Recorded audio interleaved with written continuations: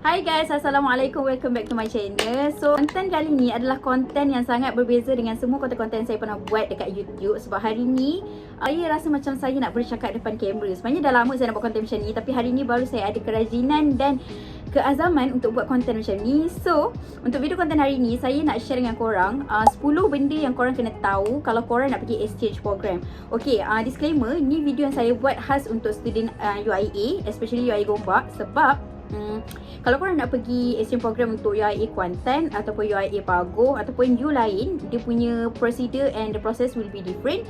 So ini saya buat video ni khas untuk student UIA Gombak yang banyak tanya saya tentang exchange program dekat Istanbul, macam mana saya boleh pergi whatsoever. So disebabkan saya dah pergi exchange tu 2 tahun yang lalu, tapi saya tak pernah share secara detail macam mana saya pergi exchange program tu. In this video saya akan share dengan korang 10 benda yang korang patut tahu kalau korang nak pergi exchange program dekat Turki. Nombor satu adalah macam mana korang nak search for the exchange program.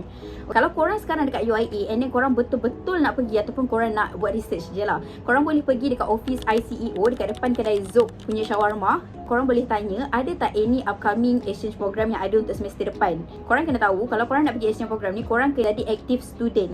So tak kisahlah korang degree ke, master ataupun PhD, semua level ni korang boleh pergi. Saya tak salah, kalau korang nak pergi exchange program untuk student degree, korang kena at least dah tahun yang kedua.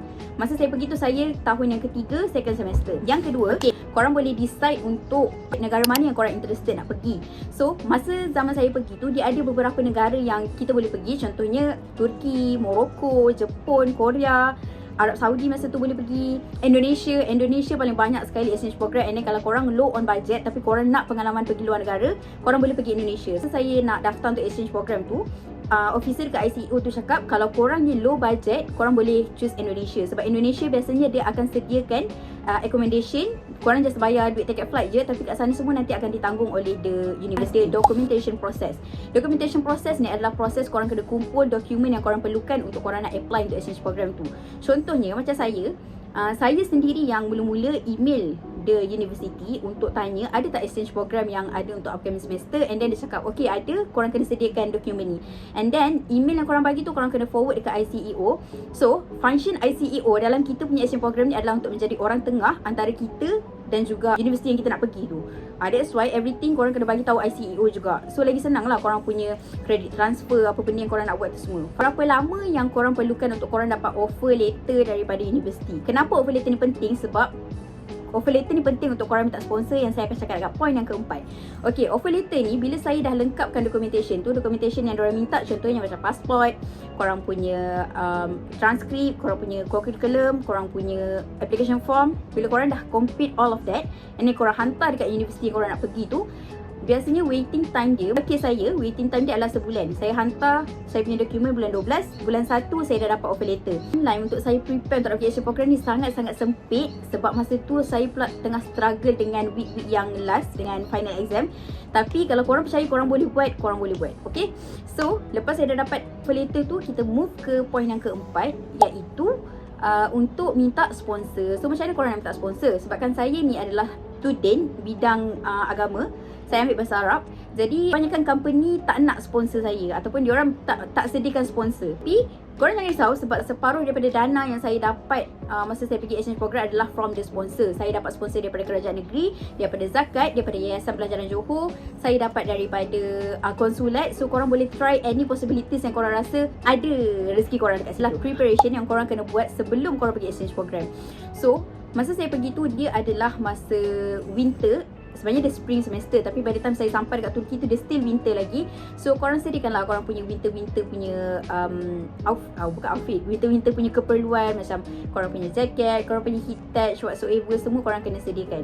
Kalau bahagian makanan, korang kena buat research. Contohlah tempat korang pergi tu, benda apa yang tak ada kat sana yang korang kena bawa daripada Malaysia. Sebabkan saya ni orang yang suka masak, jadi saya memang dah tanya siap-siap kat orang yang tinggal dekat sana. So apa yang susah untuk nak dapat, so saya boleh beli dulu kat Malaysia. Contohnya macam santan, susu pekat, rempah-rempah, rempah kari ke, rempah sup ke, rempah nasi goreng ke, apa-apa yang korang nak beli lah. Sebelum korang pergi, make sure korang dah buat research pasal housing dekat Turki. Macam mana korang nak cari rumah sewa dekat Turki ni adalah by korang get in contact with the persatuan student kat sana. Contohnya dekat Turki kita ada Masad, korang boleh contact diorang. Ataupun kalau korang ada kenalan yang tinggal dekat Turki, so korang boleh tanyalah ada tak rumah kosong untuk korang sewa tarikh sekian-sekian. Okay, nombor 7 adalah korang kena ambil tahu pasal culture dekat sana sebelum korang fly. Kenapa saya cakap macam tu? Sebabkan Turki ni satu negara Europe, jadi saya expect bila saya sampai sana, diorang semua boleh cakap bahasa English. So saya tak belajar langsung bahasa Turki, melainkan beberapa perkataan macam merhaba, macam tu je lah saya belajar. Bila sampai sana, saya baru tahu yang mostly orang-orang dekat Turki ni tak boleh berbahasa Inggeris. Even diorang punya immigration punya officer pun susah nak cakap bahasa Inggeris, sampaikan kita tak faham apa yang diorang nak, apa yang kita orang perlu buat untuk kita orang nak lengkapkan kita orang punya resident permit. So apa-apalah negara yang korang pergi, yang kalau dia punya English punya speaking skill tu lemah, it's better for you to learn the language before. Kalau negara tu negara yang cakap bahasa Inggeris macam UK, korang tak payah belajar kan. Okay, itu adalah satu benda yang saya rasa macam, oh kalau I do this earlier, akan lagi senang lah kerja saya bila kat sana. So nombor 8 pula, nombor 8 is to learn diorang punya do and don'ts. Okay, dia ada beberapa lah culture shock masa saya sampai dekat sana. Yang benda ni kalau korang belajar lebih awal, korang tak akan jadi culture shock sebab korang dah tahu. Contoh kita nak pergi masjid, and then kita tak boleh masuk masjid dengan kaki kita tak pakai stokin. So maksudnya lepas ambil uduk, tak kira lah kita lelaki ke perempuan, kita kena keringkan kaki, pakai stokin baru boleh masuk masjid. Sebab that is their culture.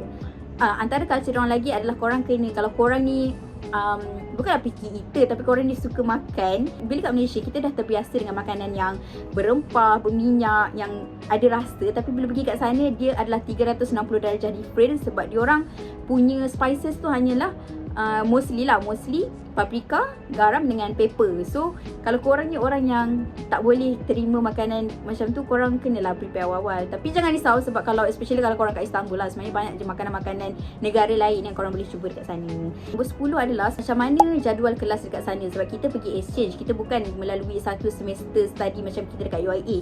So macam mana korang nak tahu korang punya jadual study adalah, korang kena cari dulu subjek-subjek yang korang rasa possible untuk korang transfer kredit bila korang balik UIA. Kenapa saya cakap macam tu? Sebab bila korang balik, korang tak akan extend satu semester. Sebab kalau korang ambil banyak semester yang korang boleh transfer kredit, dia macam tak membazir lah semester korang pergi exchange program tu. Jadi korang tak payah nak extend. Okay, so macam mana korang nak tahu subjek-subjek yang universiti korang tu offer? Korang boleh pergi dekat dia punya website, and then korang pergi dekat fakulti dia. Contohnya korang student engineering, korang pergilah dekat Faculty of Engineering, and dekat situ korang boleh tengok course-course yang dia offer. So course tu korang ambil, ada tak course yang sama dengan kita punya study plan? Kalau ada, so korang boleh consult dengan korang punya HOD, dengan academic advisor untuk transfer kredit. Okay, so saya rasa macam dah banyak dah saya cakap. Okay, korang jangan risau sebab kalau benda ni tak clear and then korang perlukan further explanation, ataupun korang ada je apa-apa lagi soalan yang korang nak tanya, korang boleh pergi je DM saya dekat Instagram. Sebab insya-Allah saya akan balas every question yang korang tanya. Okay, thanks for watching. Bye.